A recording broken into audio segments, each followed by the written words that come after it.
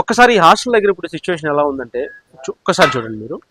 ఇది కట్టెల పొయ్యి పైన వండాల్సిన పరిస్థితి ఈరోజు హైదరాబాద్ నగరంలో హాస్టల్స్ది.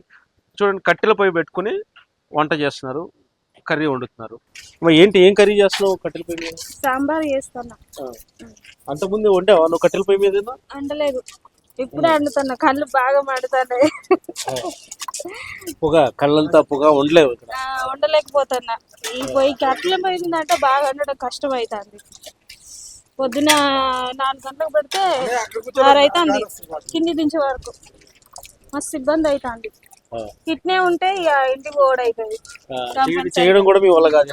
ఇంటికే ఓడవుతుంది. ఇక హాస్టల్స్ మూతపడ్డం హైదరాబాద్ లో ఖాయమని ఒక ఆందోళన అయితే వ్యక్తం అవుతుంది. ముఖ్యంగా చూసిన పొగలు మనమే నిలబడలేకపోతున్నాం మాట్లాడేటప్పుడే. అంతలా మరి గంటల తరబడి వాళ్ళు కూర్చుని అక్కడ నిలబడి ఉండాలంటే ఎంత కష్టం ఆలోచించండి. యుద్ధ ప్రభావం హైదరాబాద్లో హాస్టల్స్ పైన స్పష్టంగా కనిపిస్తుంది. అంటే హాస్టల్లో గ్యాస్ కొరత వల్ల ఎలాంటి సమస్యలు ఎదురవుతున్నాయి, మెనూ మారిపోయింది, టిఫిన్స్ అన్ని వెరైటీలు వేయట్లేదు, ఇవంతా కూడా తెలిసిందే. అయితే అది ఏ స్థాయి వరకు వచ్చిందంటే ఒకసారి మనం ఈ హాస్టల్ ముందు చూస్తున్నాం. శ్రీ హర్ష హాస్టల్, దీని పక్కనే చాలా హాస్టల్స్ ఉన్నాయి, వెంకటేశ్వర హాస్టల్స్, అదేవిధంగా ఈ స్ట్రీట్లో చాలా హాస్టల్స్ ఉన్నాయి. ఒక్కసారి ఈ హాస్టల్ దగ్గర ఇప్పుడు సిచ్యువేషన్ ఎలా ఉందంటే ఒక్కసారి చూడండి మీరు. ఇది కట్టెల పొయ్యి పైన వండాల్సిన పరిస్థితి ఈరోజు హైదరాబాద్ నగరంలో హాస్టల్స్ది. చూడండి, కట్టెల పొయ్యి పెట్టుకుని వంట చేస్తున్నారు, కర్రీ వండుతున్నారు. ఇలా అది కూడా రోడ్డు పక్కన, ఇది రోజు రద్దీగా ఉండే రోడ్డు పక్కన కట్టెల పొయ్యి పైన వండాల్సిన పరిస్థితి. మాట్లాడదాం మనం. ఎందుకు అంత ఇబ్బంది ఏమొచ్చింది? గ్యాస్ అందకపోతే ఎన్నాళ్ళు ఈ కట్టెల పొయ్యి మీద వండుతారు?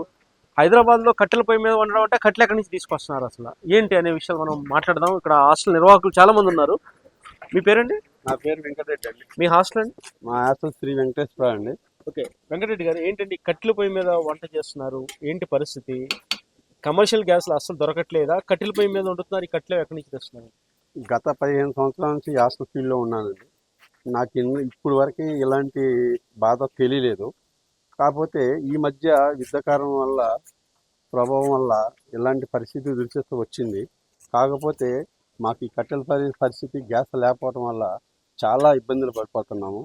కట్టెలు కొందామన్నా కూడా 5 రూపాయలు ఉన్నది ఇవాళ 12 రూపాయలు 15 రూపాయలు చెప్తున్నారు కిలో. సో ఆ కట్టెలు కూడా ఈ సిటీలో దొరకాలంటే చాలా కష్టమైన పరిస్థితి కనపడుతుంది. ఇప్పుడు ఆ కట్టెలు కూడా కాకపోతే 4 రోజులు వస్తాయా, వారం రోజులు వస్తాయా అనేది కూడా తెలియని పరిస్థితి ఉంది. ఏం చేయాలనేది ఫర్దర్గా మాకు అర్థం కావట్లేదు. సో మా పిల్లలకు కూడా చాలా ఇప్పుడు జాబులు ఒకటి చేసుకున్నారు, జాబులు ప్రాబ్లం ఉంది, దానివల్ల ఇబ్బంది పడుతున్నారు. ఫుడ్ లేదు, టిఫిన్ సెంటర్లు కూడా ఎక్కడెక్కడ కూడా ఇబ్బంది అవుతుంది. టిఫిన్ లేకపోవడం వల్ల టిఫిన్ బంద్ చేసాము, దానివల్ల మాకు ఇబ్బందిగా ఉంది. సరే, కట్టెలు ఏంటంటే ఎక్కడి నుంచి తెస్తున్నారు? ఎంత ఉంది కేజీ ఇప్పుడు? ఇప్పుడు కేజీ ఇంత మునుపు 5 రూపాయలు ఉండేది, ఇప్పుడు ఈ గ్యాస్ ప్రభావం వల్ల 15 రూపాయలు చెప్తున్నారండి ఇది కేజీ. ఇప్పుడు అది కూడా ఎగబడి వాళ్ళకే రేటు పెంచుతున్నారు. ప్రాబ్లం అవుతుందండి, బాగా ఇబ్బంది అవుతుంది. కట్టెలు కూడా ఇబ్బంది అవుతుందండి. ఎక్కడి నుంచి తెస్తున్నారండి కట్టెలు? ఎక్కడి నుంచి? ఇక్కడ ఒక అరటి ఉంటుందండి మనకి హైదరాబాద్లో. ఆ అరటి కాడ నుంచి తీసుకొస్తుంటే ఆ అరటి అది ప్రాబ్లం అవుతుందండి. అది కూడా దొరకట్లేదు, చాలా కష్టమైన పరిస్థితి. 12 రూపీస్ అన్నారు, ఈ రోజు 20 రూపీస్ అన్నారండి. కట్టెలు కూడా రేటు బాగా పెంచేశారు. గ్యాస్ ఎట్ట పెరిగిందో కట్టెలు కూడా అట్ట పెంచేశారు. ఎంతకాలం వండుతారు కట్టెల మీద? ఎంతకాలం, ఎంతమంది వండుతారు? అది చెప్పలేని పరిస్థితి అండి. అట్లే ఉంది మా పరిస్థితి కూడా, ఇవాళ రేపు అన్నట్టుగా ఉందండి అది పరిస్థితి. రైట్, ఒక నిమిషం ఇంకా మిగతా వాళ్ళతో కూడా మాట్లాడదాం. అమ్మా మీరు రండి, మీ పేరమ్మా? ధనలక్ష్మి. మీ హాస్టల్ ఏంటమ్మా? Dhanalakshmi PG hostel. మీకేంటమ్మా, మీరు కూడా కట్టెల పొయ్యి మీద ఉండాల్సిన పరిస్థితి? అవును, కట్టెల పొయ్యి ఉండాల్సిన పరిస్థితి. మాకెప్పుడు ఇట్లాగా ఈ పరిస్థితి ఎప్పుడు రాలేదు, ఇప్పుడే ఫస్ట్. హాస్టల్ పిల్లలు కూడా ఉన్నాను పోతామంటున్నారు, మీరు ఫుడ్ పెట్టకపోతే మాకు ఎట్లాగా అని అంటున్నారు. డబ్బులు కట్టించుకుంటున్నారు కదా, ఎట్లాగా అని అంటున్నారు. ఓనర్లు ఏమో రెంట్లు కట్టమంటున్నారు. రెంట్లు కట్టమంటే మేము ఎక్కడి నుంచి తీసుకొచ్చి కట్టాలని మేము ఇట్లాగా అనుకుంటున్నాం. అంతే. ఏం వండుతున్నారు కట్టెల పొయ్యి మీద? ఎన్ని రకాల వంటలు? ఒకటే అన్నము కర్రీ, ఒక కర్రీ, అదే ఒకటే. ఏం వండుతాం? అవి కడుక్కోవాలన్న చేత కావద్దు, కడగలేమాయా. పిల్లలు చూస్తే గొడవలు. మీరు అన్నం ఒకటే పెట్టడం ఏంది, కర్రీలు పెట్టకుండా మళ్ళీ టిఫిన్లు పెట్టాలి కదా, మీరు రెంట్ ఏం తీసుకోకుండా ఉండట్లేదు కదా, మరి మా పరిస్థితి ఎట్లాగా అని పిల్లలు అంటున్నారు. అంటే ఎప్పుడు ఇట్లా ఈ పరిస్థితి ఎప్పుడు రాలేదు, ఇదే ఫస్ట్ రావటం. జాబులు కూడా సరిగా రావట్లేదు, పిల్లలకు కూడా రావట్లేదుగా వెళ్తామని అంటున్నారు. మేము పెట్టుకున్న జాబ్ మరి హాస్టల్ మీదే కదా మేము బతకడానికి వచ్చింది కూడా, అది లేకపోతే మేము ఏం చేస్తాం, ఏం చేసేది ఏం లేదు. మీ పేరు? భీమిరెడ్డి. భీమిరెడ్డి గారు, మీ హాస్టల్ పేరు ఏంటండి? మీకు కూడా ఇదే సమస్య? మీకు కూడా ఇదే సమస్య అండి, సేమ్ అండి. గ్యాస్ వాళ్ళ ఏజెన్సీ ఫోన్ చేసినా గ్యాస్ లేదు అంటున్నారు. ఉన్న 6,000 7,000 బ్లాక్ అమ్ముతున్నారు గ్యాస్ అనేది. మరి పిల్లలు కూడా ఒక సిలిండర్ 6-7 వేలు అమ్ముతున్నారు. 6,000 అమ్ముతారండి సిలిండర్స్ అన్న. 6,000 పైన అండి సిలిండర్ అండి. మరి గ్యాస్ ఉన్నా కూడా సిలిండర్ 6,000 అమ్ముతున్నారంటే అయితే గ్యాస్ ఉన్నట్టే కానీ మరి ఇది అంతా బ్లాక్ వెళ్ళిపోతున్నాను గ్యాస్ అనేది. 6-7 వేలు పెట్టి మీరు సిలిండర్ తెచ్చి అసలు వండే పరిస్థితులు ఉన్నాయా? లేదండి అసలు. ఉండే అదే ఇప్పుడు పిల్లలు కూడా మాకు అన్ని ఐటమ్స్ అన్ని పెట్టకపోతే మేము వెళ్ళిపోతాం అంటారండి. ఎంప్లాయీస్ ఉంటారు అండి వాళ్ళకి మరి ఏం చేయాలన్నది అసలు మాకు సస్పెన్స్ ఉందండి, అర్థం కావట్లేదు. ఇదే కొనసాగితే హాస్టల్ ఉండే పరిస్థితి లేదు. వాళ్ళు లేదండి. వాంటర్ అడిగితే మా సంబంధం లేదంటారు. వాంటర్స్ అన్ని మొత్తం రెంట్ పే చేయాల్సింది అంటారు. వాంటర్స్ అన్ని నిన్నే వాంటర్ వచ్చారండి. అది మరి మా సంబంధం లేదు, మీరు చూసుకోండి అంటారు గ్యాస్ అన్ని. మీ పేరండి? రామకృష్ణారెడ్డి. మీ హాస్టల్ ఏంటండి? ఇదండి లక్ష్మి శ్రీహర్ష. శ్రీహర్ష. ఏంటండి కట్టెలు ఎక్కడ దొరుకుతున్నాయి? ఎంత మొత్తంలో తెస్తున్నారు కట్టెలు? హైదరాబాద్ లో కట్టెల పొయ్యి మరి ఇంత సిటీలో పెడితే ఇబ్బందే కదా. అది కూడా చుట్టుపక్కల వాళ్ళకి ఇబ్బంది. పొగ ఇళ్లలో ఉండేవాళ్ళు వాళ్ళు కూడా ఏంటి పొగ అంటూ ఉంటారు. అన్ని ఐటమ్ చేయలేకపోతున్నాము. రైస్ ఒకటి, సాంబార్ ఒకటి, ఏదైనా కర్రీ చేసేస్తున్నాము. వాళ్ళు ఏమన్నారంటే అమౌంట్ పే చేస్తాం, మాకు అన్ని పెట్టాలన్నారు. ప్లస్ ఇంకోటి ఏంటంటే ఫుడ్ టైంకి చేయలేకపోతున్నాం. గ్యాస్ మీద ఇచ్చినట్టు కట్టెల పొయ్యి మీద తొందరగా చేయలేకపోతున్నాం, టైంకి ఇవ్వలేకపోతున్నాం. పిల్లలు ఏమంటారంటే మాకు అన్ని టైంకి ఇవ్వట్లేదు, మేము పే చేస్తున్నాం కదా, మేము వెళ్ళిపోదాం అనే పరిస్థితి. ఓనర్స్ రెంట్ ఏమన్నా ఆగుతారేమో అంటే వాళ్ళు ఆగరు అంటున్నారు. మీ ప్రాబ్లం ఏమైనా ఉంటే మీరు రిజాల్వ్ చేసుకుని అంటున్నారు. మీ పేరేంటి? రామకృష్ణారెడ్డి. రామకృష్ణారెడ్డి గారు, ఎంతకాలం వండుతారు కట్టెల పొయ్యి మీద?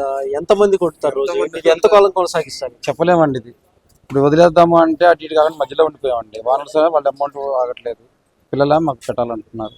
ఏం చేయాలో అర్థం కాని పరిస్థితి. ఈ విధంగా ఉందని మా పరిస్థితి.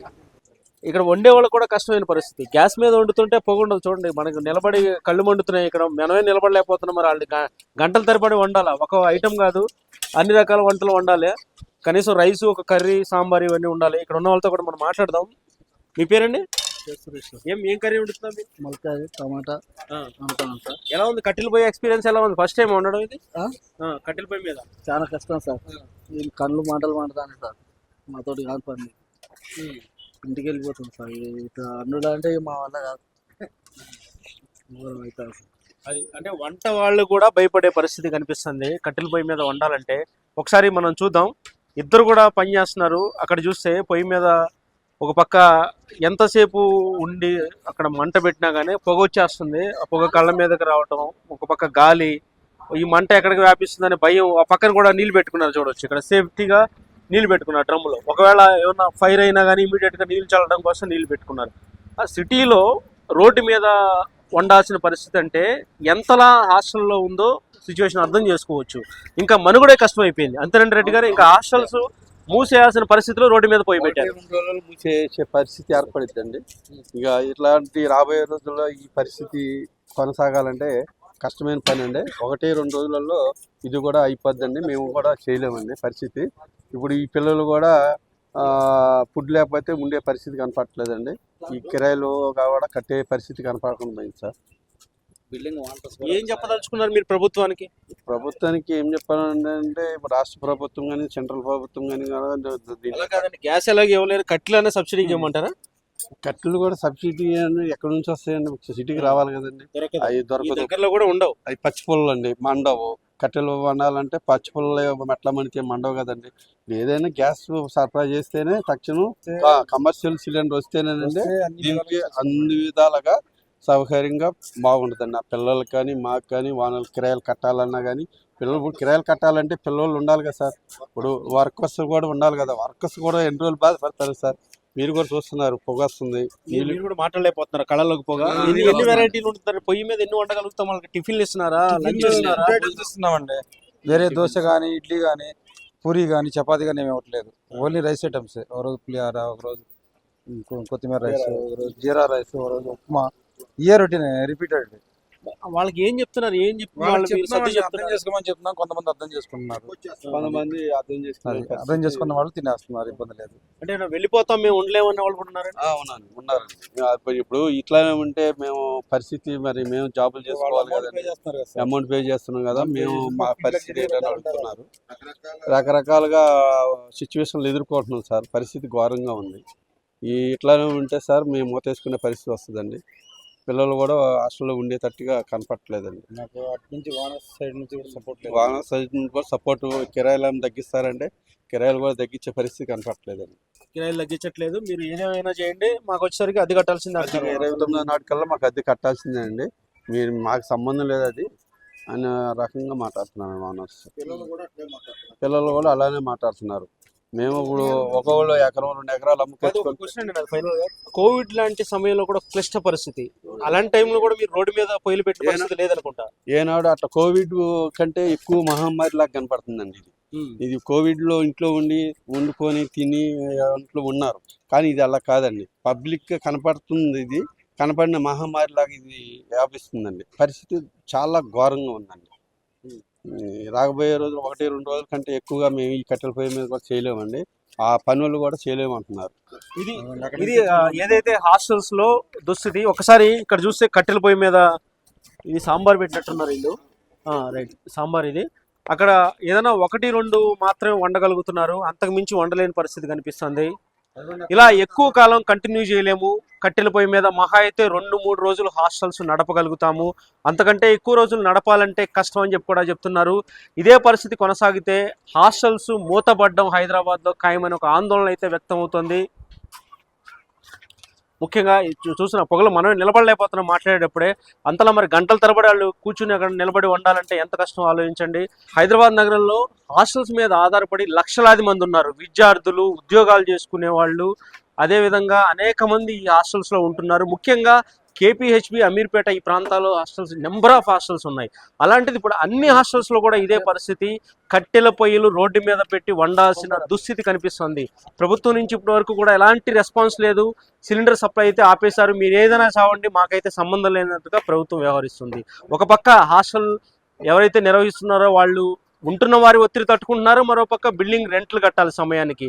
దీంతో ఏం చేయాలో దిక్కు తోచని స్థితిలో ఈ విధంగా రోడ్ల పైన కట్టెల పొయ్యి పెట్టి వండాల్సిన పరిస్థితి నెలకొంది. శేషు యూపీ దేశం, హైదరాబాద్.